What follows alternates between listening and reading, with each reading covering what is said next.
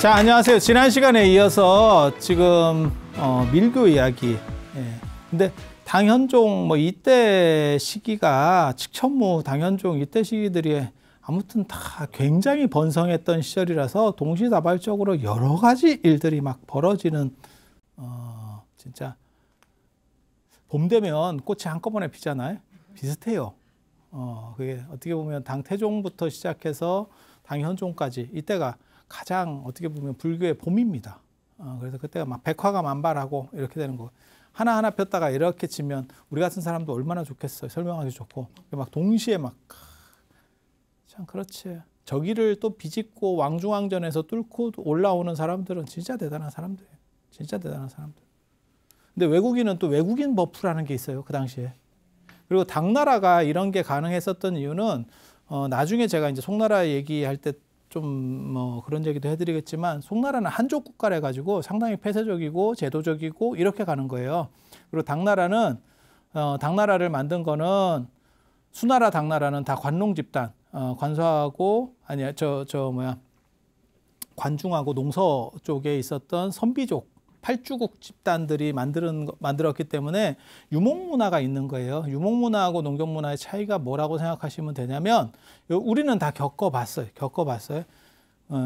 여러분들 세대에는 뭐 다 겪어봤어요. 그래서 IMF 이전이 농경문화라고 생각하시면 돼요. 영공서열제. 네, 그게 송나라가 그런 식의 국가라고 보시면 되고 그 다음에 IMF 맞고 난 뒤에 이제 뭐 이직도 자유롭게 하고 그 다음에 이제 정년이라는 개념이 상대적으로 굉장히 약해졌죠. 그래서 여차하면 직원도 옮길 수 있는 거고 위에도 어떻게 사람을 날릴 수 있는 거고 막 이런 분위기들이 만들어졌죠.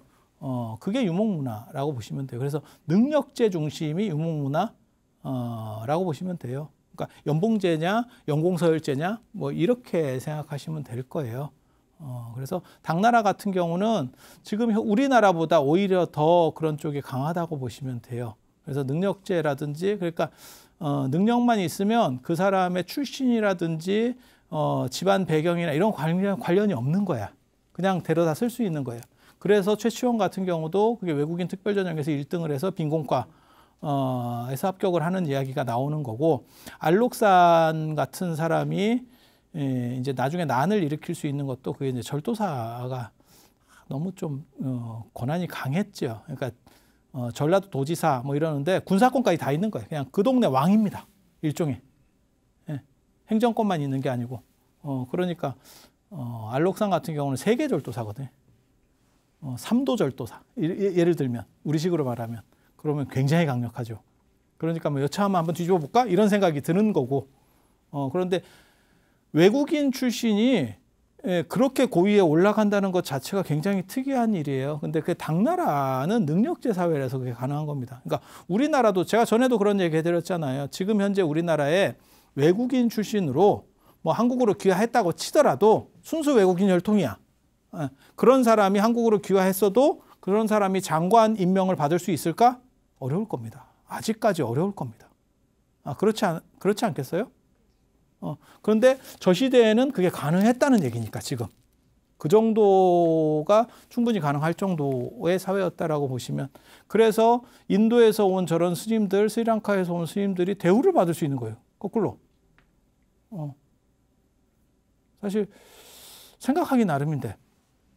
그래서 두 종류 뜬 스님이 있는 거예요. 그러니까 뭐 화엄종의 뭐 현수법장 스님이나 이렇게 한족 출신으로 해서 밑바닥부터 이렇게 쫙 올라오는 스님들이 있고 그 다음에 저렇게 이제 외국인으로 해가지고 외국인 버프를 받아가지고 뭔가 대단할 거야. 뭐 이러면 이제 언어도 잘 안 되는데 먹어주는 뭐 이런 거. 우리에도 예전에 있었죠. 진짜 좀 잘 우리나라가 좀 이렇게 좀 많이 떨어져 있을 때 뭐 조치훈 구단 이런 분들 일본에서 뭐 바둑 이렇게 넣어가지고 조치훈 구단 모르세요? 조은현 구단 앞이 조치훈이잖아요. 근데 그분은 너무 일본에 일찍 가서 한국말도 제대로 못했었어요. 그런데도 이제 한국계라고 해가지고 그분을 이제 굉장히 이렇게 좀 버프를 줬었지. 버프를 줬었지. 그리고 지금도 아마 그런 거 있을 거예요. 이게 그들은 어떻게 생각할지 모르지만 외국 유명 배우나 이런 사람들이 한국에 내한했을 때 한국 사람들이 이렇게 막 뭐 이렇게 환호하고 이런 경우들도 있죠. 그게 이제 그 버프를 받는 거죠. 그분들은 한국에 대해서도 잘 모르는 거고 그냥 자기 영화나 안 그러면 뭐 노래 홍보차 이렇게 잠깐 들리는 정도인데도 불구하고 그런 것들이 뭐 존재하잖아요. 그래서 그런 정도 생각하시면 돼요. 그래서 개인기로 뜬 사람들, 바닥에서 굴러서 개인기로 뜬 사람들이 최고라고 보시면 되고 이런 분들은 정체를 파악하기가 상대적으로 어렵습니다.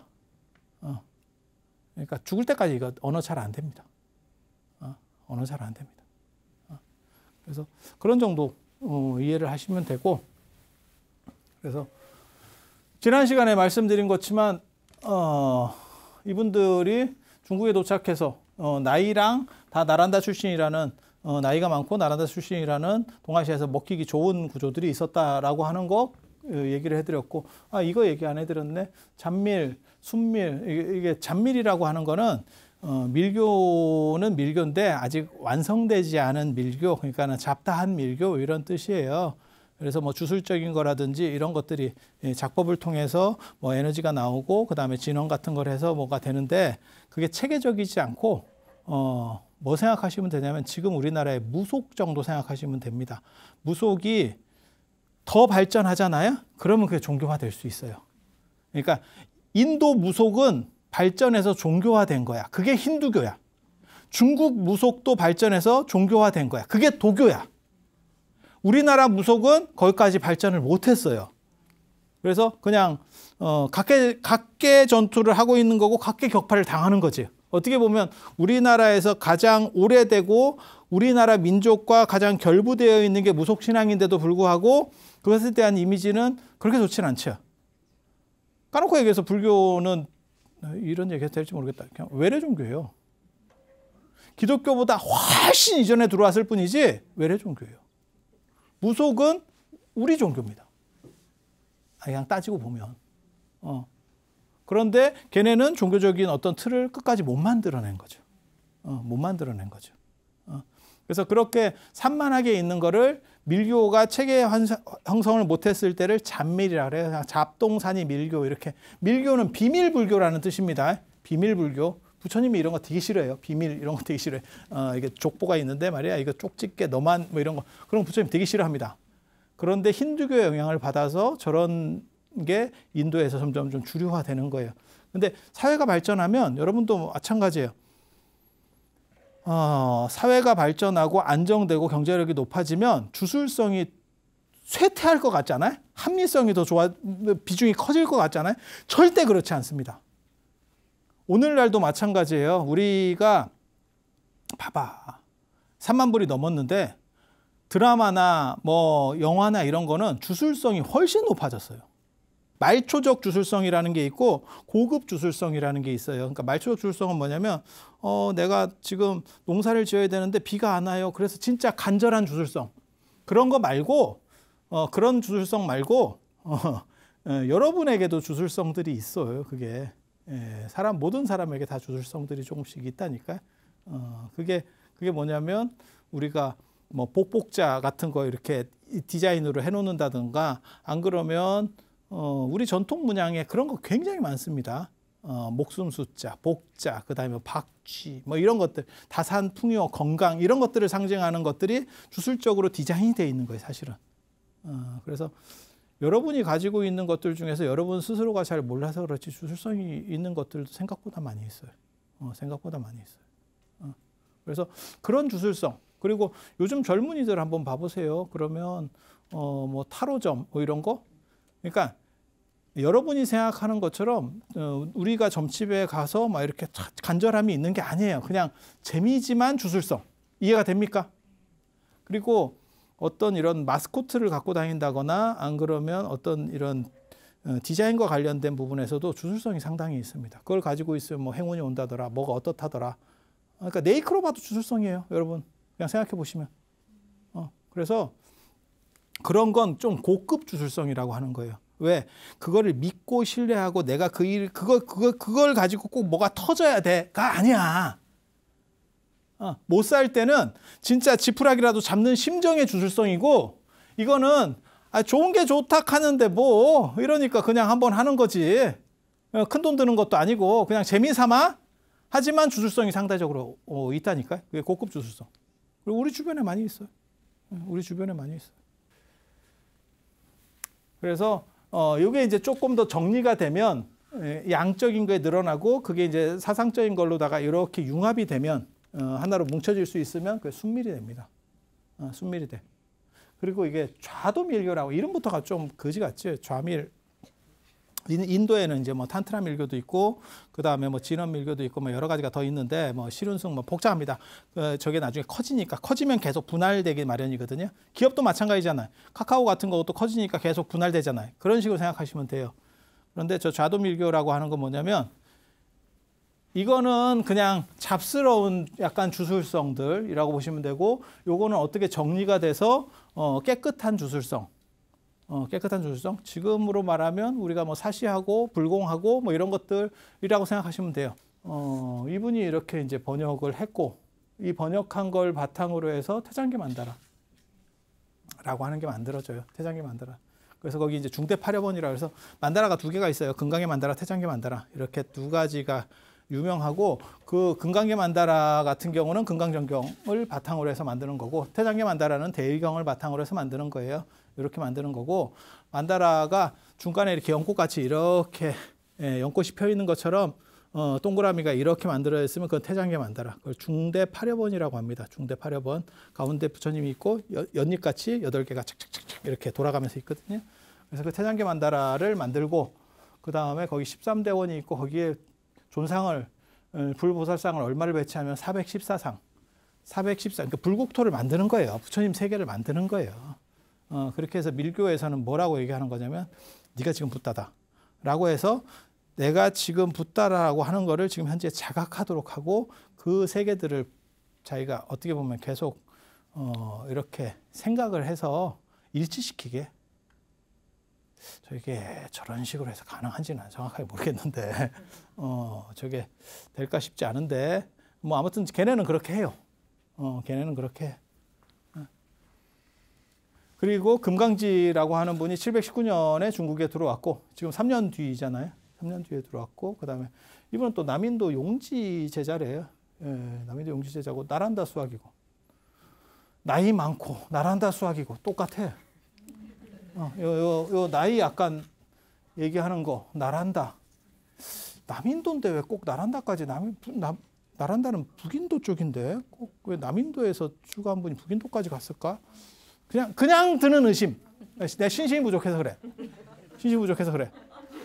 그거 쉬운 게 아니에요. 왜냐하면 인도는 땅이 넓어서 남인도 사람이 북인도 가서 수업을 듣는다는 게 현실적으로 굉장히 어려운 얘기입니다.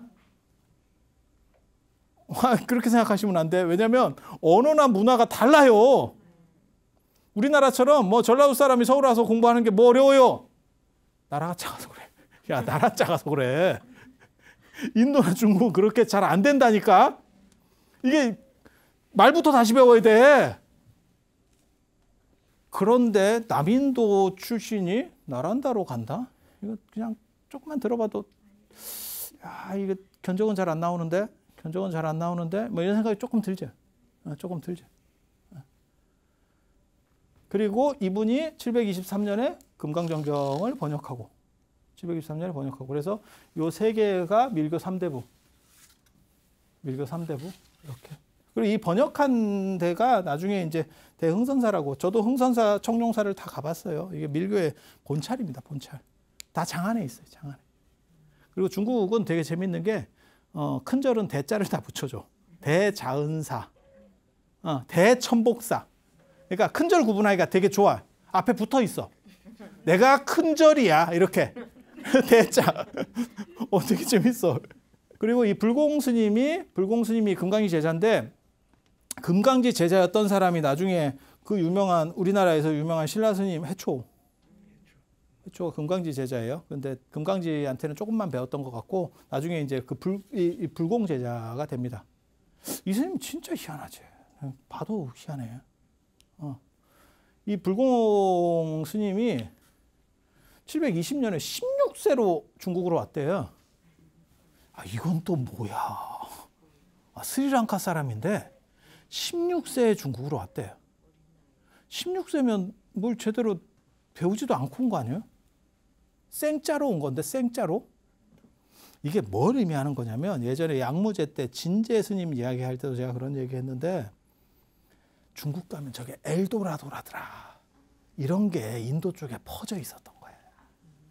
그러니까 나이 드신 분도 오고 야 저쪽엔 꿈에다 이쪽은 지금 보니까 고수들이 이렇게 층이 쌓였는데 저쪽은 그러니까는 미국으로 말하면 서부지 서부.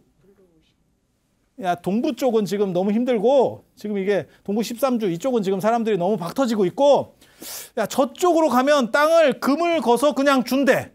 그리고 금이 나온대. 일종의 그런 거예요 지금. 저쪽의 대우가 굉장히 좋다더라. 가는 거지. 그렇게 해서 온 것 같아요. 온 것 같아요. 그래서 금강지하고 선무에는 이건 인도뿐이고 이분은 스리랑카. 그러니까 소문이 스리랑카까지 났는가 봐. 야 저쪽 연봉 세다더라. 괜찮아. 그렇게 왔다는 거예요. 그렇게 와가지고 이제 금강지 제자가 돼요. 야, 외국에서 왔는데 왜 거기서 제자가 돼? 그렇게 해서 금강지를 이어서 저 불공이라고 한 분이 대단합니다. 그리고 저분은 어학도 굉장히 잘 됐는 것 같아요. 왜냐하면 어려서 왔잖아. 16살에 왔잖아. 이해가 되시죠? 아니 어학이라고 하는 건 어차피 쓰는 거니까. 아니, 그렇잖아요. 어학은 머리랑 관련되는 게 아니고 얼마나 어려서 일찍 경험을 했느냐가 사실은 미치는 영향이 훨씬 크니까. 아니, 그렇잖아요. 그래서 저분은 어학이 잘 됐는가 봐요. 그래서 제자가 2,000명이에요. 와, 대단하지. 그리고 그 제자가 6명이 이제 눈깔인데 그 중에 해초 스님이 들어간다는 거예요. 그걸 육철이라고 그래요. 육철. 그리고 이 해과가 이제 좀 유명해요. 그래서 이 6명 함광해초, 해과, 해낭, 원교, 각초가 이제 최고로 유명한 스님이라더라. 금강 스님은 저 불공금강이 16살 때 왔으니까 저분 같은 경우는 인도에 대해서 오히려 잘 몰라요. 아니 그렇지 않을까? 그래서 금강지가 돌아가시고 난 뒤에 이분이 돌아가시고 난 뒤에 741년에 이제 인도로 갑니다. 남인도로 갑니다. 왜 남인도로 갔을까? 봐봐, 이 양반이 남인도 출신이라고 얘기를 하잖아요. 그리고 이분은 스리랑카 출신이거든요. 그러니까 인도 지도를 이렇게 보면 스리랑카가 여기 있거든. 그러니까 이쪽으로 간 거예요. 이쪽으로 간 거예요. 저 양반도 나란다라고 했으면 되게 웃겼을 건데. 그러면 제가 또 저 어떻게 나란다로 가지? 이런 생각을 했을 건데 좀 솔직해. 이 양반이 내가 보기에는 좀 솔직해. 그렇게 해서 거기 가서 경전들을 가지고 왔대. 밀교가 이제 저렇게 되니까. 그리고 금강지는 인도를 가라고 했던 것 같아. 그래서 해초 스님도 가거든요, 인도로. 그래서 왕오천축국전이 남는 거고. 그래서 금강지가 그런 얘기를 하는 것 같아요, 계속. 인도에 뭔가 대단한 게 있어. 뭐 이렇게 뭐 얘기를 했는가 봐. 엉간하게 얘기를 해가지고는 저거 못 갑니다. 지금 미국 유학 가는 거 이 정도 급이 아니에요. 거의 진짜 화성 갈 거니까 이 정도 생각을 하고 가야 돼요. 못 온다라고 생각하고 가야 돼요. 이 과정에서 못 온다라는 생각을 하고 갈 정도의 저걸 마음에 품어야 돼요. 상대적으로 불공금강 같은 경우는 좀 자기가 배를 타고 와가지고 광동 쪽으로 이게 남해안으로 배 타고 온 거거든요. 이렇게 아마 수마트라 섬이나 이런 쪽 지나가지고 이렇게 홍콩 쪽으로 들어오는 거거든요. 지금 광동성 쪽으로 이렇게 들어와요. 그래서 당신이 한번 와봤기 때문에 견적이 나오니까 글로 간 것 같고, 그리고 해초 스님은 나중에 오대산 건원 보리사에서 돌아가신다. 제가 전에 그런 얘기 했었는데 뭐 그러려하세요. 그래서 이 불공금강이 오대산 쪽으로 들어가서 거기서 금각사를 만들고 부공금강이라고 하는 하늘에 떠 있는 금각, 부공금각해서 금각사를 만들고 그 다음에 이제 해초 스님도 그쪽으로 그러니까 오대산 중심, 오대산이 굉장히 중요하거든. 사실 오대산이 불교 성산으로서 굉장히 중요한 위치를 차지하기 때문에 그래서 나중에 오대산의 영향을 받아서 만들어지는 영향까지는 아니고 좀 오버한 거고 성지 중에 하나가 보타라카산이에요. 그 얘기도 제가 나중에 또 해드릴 거예요. 이게 또 진기한 이야기가 있어. 그 오대산과 보타라카, 중국 보타라카산과 관련된 또 진기한 이야기가 있어. 거기도 오대산 얘기가 나와요. 그래서 이 불공금강이 금강지와 함께 삼밀수행을 강조했다는 거예요. 삼밀이 뭐냐면 신구의, 몸, 구, 입, 그 다음에 정신. 그래서 신구의. 그래서 입으로는 만트라. 이게 진언이에요. 몸으로는 무드라. 수인.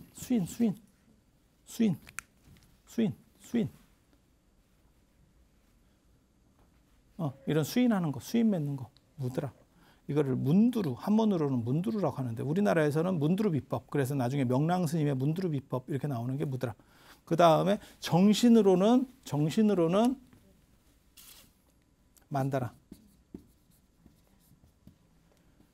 그래서 요 속된 것들을 요 성스러운 걸로 대체시켜서 요거를 이렇게 없애고 깨달음으로 가는 게 삼밀수행이라고 합니다.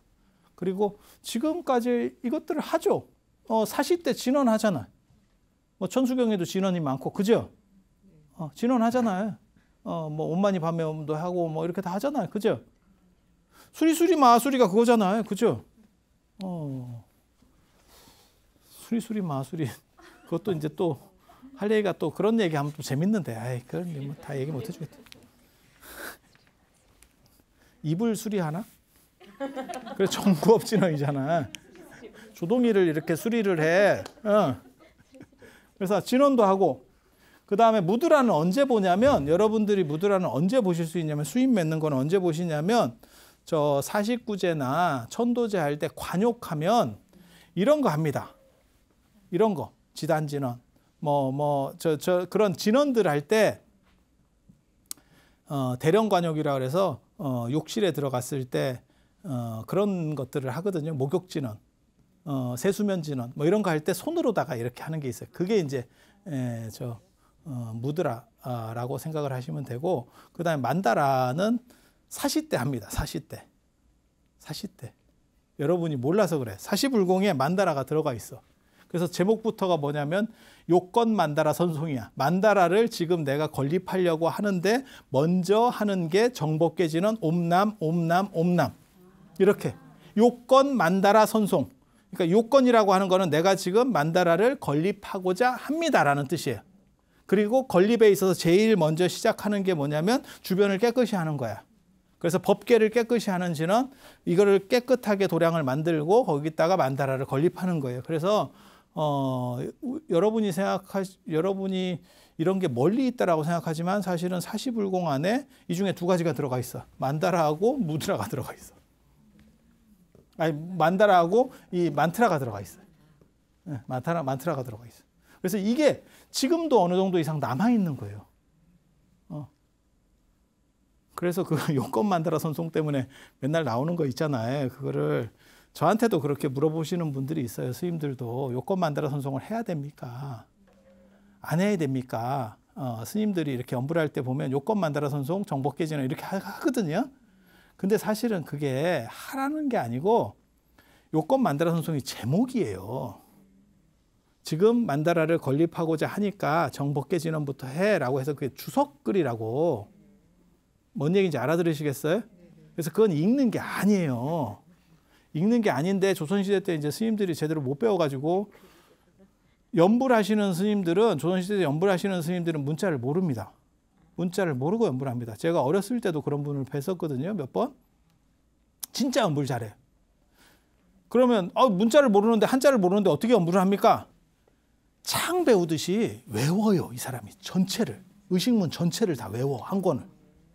그러니까 우리는 찾아서 하는 거고, 그분들은 그냥, 그러니까 저희 같은 사람들은 대부분 다 마찬가지예요. 스님들이. 그러니까 뭐 사시불공이라든지 뭐 중단태공이라든지 많이 하는 건 외우고, 그 다음에 이제 관음시식이라든지 이렇게 가끔 하는 거는 거의 숙지 상태. 그래서 그냥 한 번만 쓱 보면 그냥 한 페이지 이상 쭉 이렇게 다 외워져 있는 거예요. 뭔 뜻인지 아시겠죠? 근데 그런 분들은 이걸 못 보기 때문에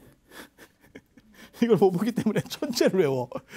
의식집 전체를 외워. 그 정도만 외우는 게 아니고 모든 뭐 각단 예물, 뭐 각단청을 다 외워. 그래서 그런 분들이 있어요. 어떻게 그분이 문자를 모르는 줄 알았냐면 축원을 못 읽어. 그때는 축원을 한문으로 이렇게 써주시는 분들이 있었어요. 그러니까 죄를 지내면 자 축원문 좀 써주세요 이랬더니 한글을 모르는 게 아니고 한문을 모르는 거야. 그래서 한문을 이렇게 써주시는 어른들이 한문으로 썼었어. 그러니까 한문을 못 읽어. 그러니까 한문을 모르는데 저 사람이 어떻게 의식집을 알지? 이렇게 생각한 거지. 그래서 축원하다가 저한테 제가 옆에 바라지로 있는데 이거 뭐요? 이게 나온다니까. 되게 재밌어.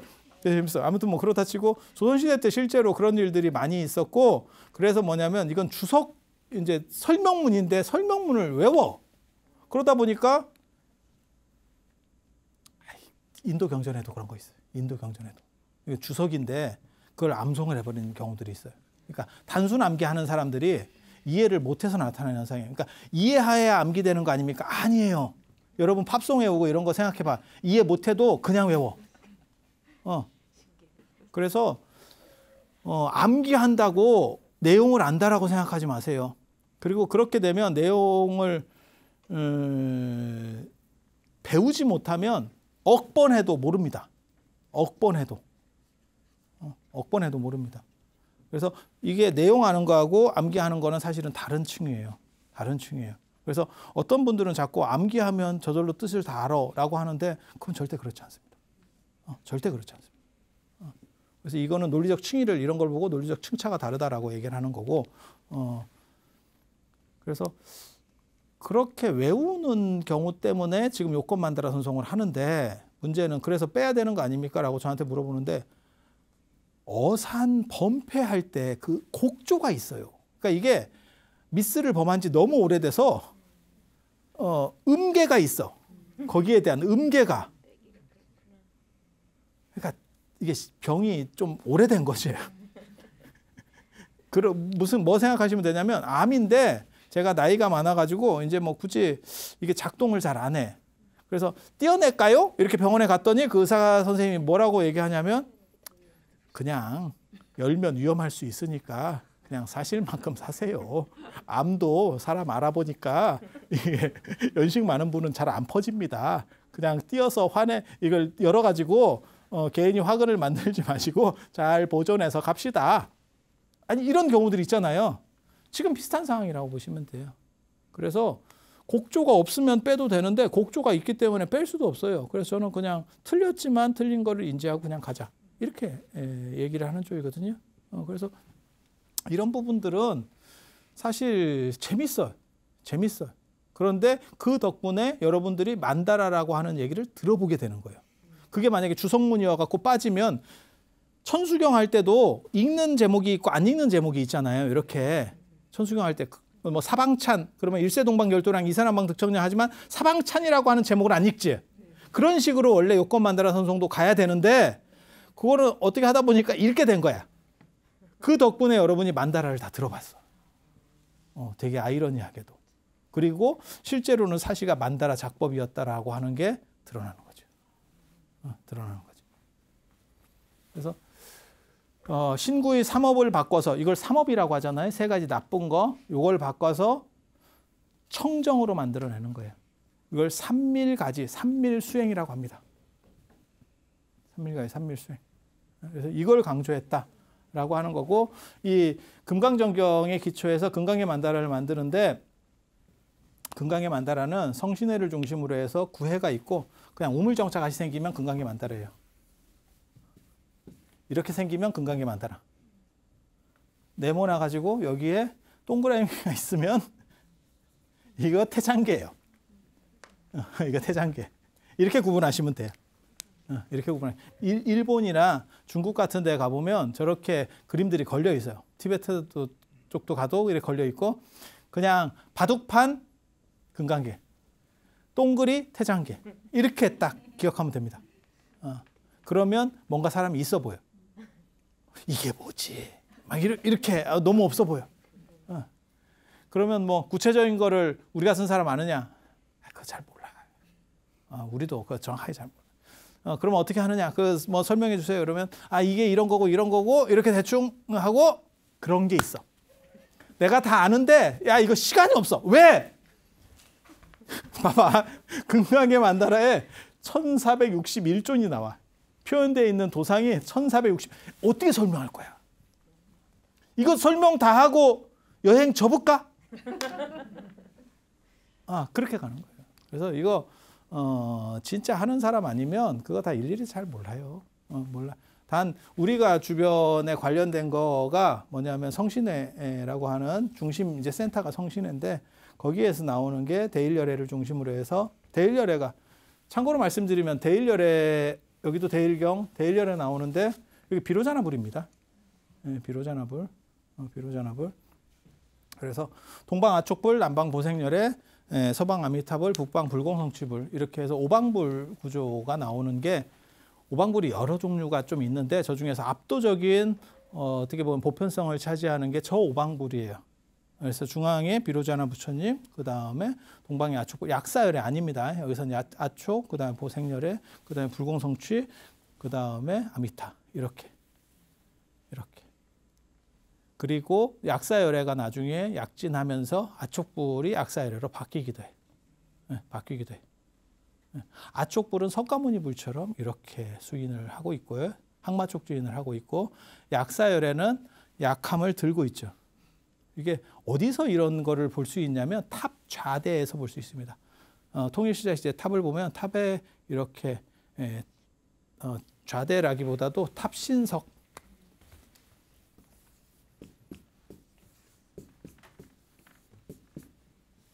통일시대 시대 탑이 이렇게 이중으로 되어 있거든요. 그러면 여기에 이렇게 네 부처님이 새겨져 있는 경우들이 있어요. 여기에 새이거나 여기에 새이거나 뭐 이렇게 그런 걸 보고 이제 사방불이라고도 하고 중앙은 안 보이니까 그냥 사방에 부처님이 있어요. 그래서 사방불이라고도 하고 중앙에는 비로자나 부처님 대일열애를 그냥 상징적으로 놓은 건데 표현할 수가 없죠. 그래서 그냥 오방불이라고도 합니다. 그런데 그 기본 가다가 나오는 게 금강정경이라더라. 라는 정도 이해하시면 돼요. 그리고 불공이 인도에 가가지고 인도에 가 746년에 귀국하는데 그때 경전을 가지고 온 게 777권, 77부 101권을 가지고 왔대요. 그리고 그거를 저거 가지고 오는 것도 진짜 어려운 일인데 저게 물론 배 타고 오면 되는데 저걸 그냥 주지는 않을 거거든. 예전 책은 굉장히 비쌉니다. 여러분 어렸을 때도 책이 상당히 비쌌을 거예요. 그리고 귀하기도 하고 비싸고.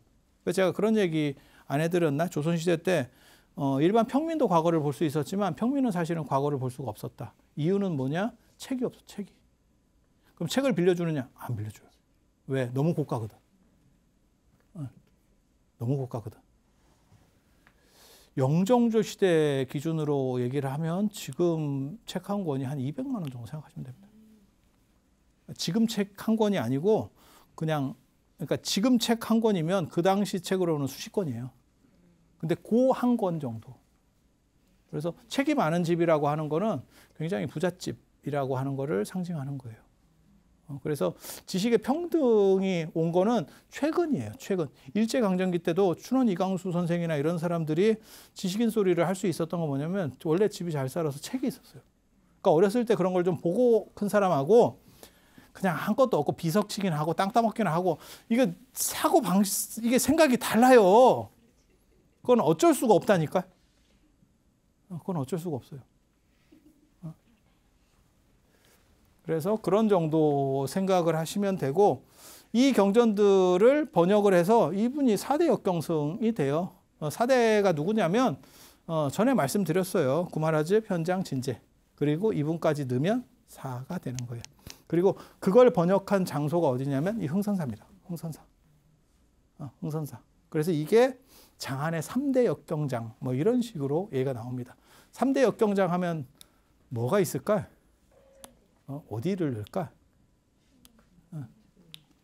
아마 장안의 3대 역경장 하면 현장 스님의 저 자은사 그리고 아마 의정 스님의 천복사가 들어갔을 거예요. 의정 스님의 천복사. 이게 안 들어가면 저기가 들어가야 되거든요. 저 어디냐면 구마라즈 있었던 초당사. 초당사라기보다도 구마라집 뭐 초당사에도 살았지만 사실은 거기는 초당사는 구마라집에 사리탑이 있는 데고 초당사가 구마라집에 번역했던 소요원. 근데 뭐 그거는 절은 아니니까 아마 천복사 정도를 넣는 게 아마 바람직할 겁니다. 대천복사. 천복사가 현수 법장 스님이 절이었고 그다음에 나중에 의정 스님이 거기서 이제 번역을 굉장히 크게 하시거든요. 지금 다 탑이 남아 있어요. 그 소환탑 뭐 이래가지고 유적도 있고 다 남아 있어요. 그래서 이게 흥선사고 이 청룡사도 굉장히 중요해요. 청룡사. 그러니까 여기가 경전 번역할 때 저분들이 주석하셨던 데는 흥선사고 그 다음에 밀교 수행을 중심으로 했던 거는 청룡사예요. 청룡사. 그렇게 해서 그 청룡사에서 이 해과사리 제자가 이 공해라고 하는 분입니다. 공해 잘 모르시죠? 여기. 일본 분이에요. 쿠카이라고. 일본의 불교 유적을 이렇게 가보면 고야산을 가게 됩니다. 그 고야산 밀교의 시조가 홍법대사 공해. 쿠카이라고 하는 저분이에요. 그래서 저분이 불공금강의 제자의 제자라더라. 그래서 저 절에 가면 실제로 그림들이 역대 저런 유명한 분들의 그림이 쫙 이렇게 돌에 새겨져 있거든. 옛날부터 새겨져 있었는지 잘 모르겠고 딱 봤을 때 요즘 그래서 쫙 있어요. 그래서 해조 스님도 있고 대부분 해과사리 저 청룡사를 일본 분들이 굉장히 많이 갑니다. 굉장히 많이 갑니다. 한국 스님이나 한국 불자들은 청룡사 쪽은 잘 안 가요.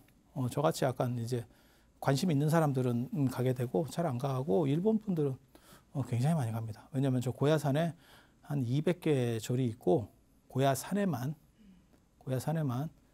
일본 저 밀교 홍법대사 저 공해의 밀교가 절이 한 4,000개 있어요. 절이 한 4,000개.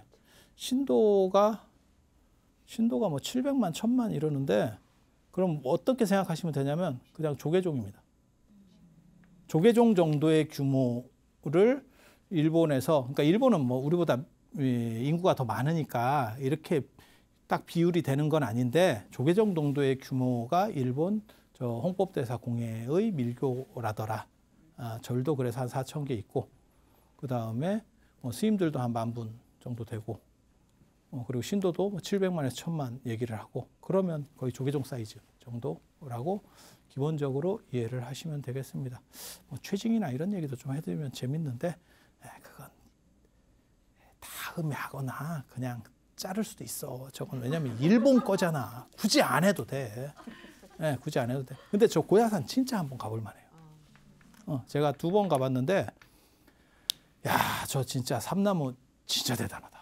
이러한 아름드리 나무들이 쫙 있는데 와 절도 저 금강봉사라고 하는 절도 대단한데 절보다 저는 저 삼나무 숲이 너무너무 감동적이었어요. 진짜 시간 가는지 모르고 월정사 전나무 숲길 뭐 이런 것 안 돼.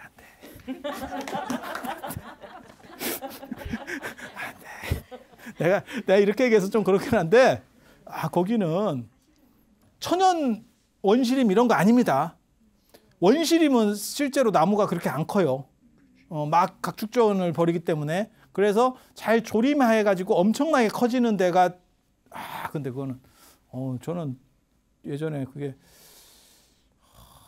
2000년도인가 뭐 언제 갔었는데 너무너무 감동적이었어요. 근데 그게 성지순례로 가니까 그쪽을 또 안 가더라고요.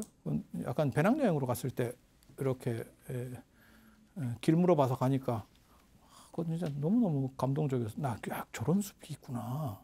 막 이런 생각을 했다니까. 제가 여러분들이 저를 어떻게 보시는지 모르겠지만 제가 그래도 많이 싸돌아다닌 편인데 제가 이 정도 얘기할 정도면 그리고 저는 여러분이 저를 얼마나 아시는지 모르겠는데 저는 숲, 자연 이런 거 싫어합니다. 우리는 시멘트 이런 걸 좋아하기 때문에 흙 밟는 거 이런 거 싫어해요. 스님이니까 그런 걸 다 좋아할 거야. 그렇게 생각하지 마. 나는 그런 거 싫어. 나는 그런 거 싫어. 비규정성에 대해서 제가 굉장히 싫어하거든요. 저는 규정성이고 합리적이고 이런 거를 굉장히 딱 그래야 공부도 할 거 아니오. 이게 규정성이 비규정성으로 계속 나오면 이건 데이터 잡기가 어렵거든요. 그래서 자연적인 거라든지 이렇게 규칙 내기 어려운 걸 싫어합니다. 상대적으로. 그런데 제가 이 정도 이렇게 세게 얘기할 정도면 진짜 좋은 거예요. 진짜 좋은 거예요. 자, 오늘 이상 하고 다음 시간에 이제 차에 대한 이야기, 그 다음에 천태종에 대한 이야기, 그런 이야기들 해드릴 수 있도록 하겠습니다. 자, 들어주셔서 감사합니다.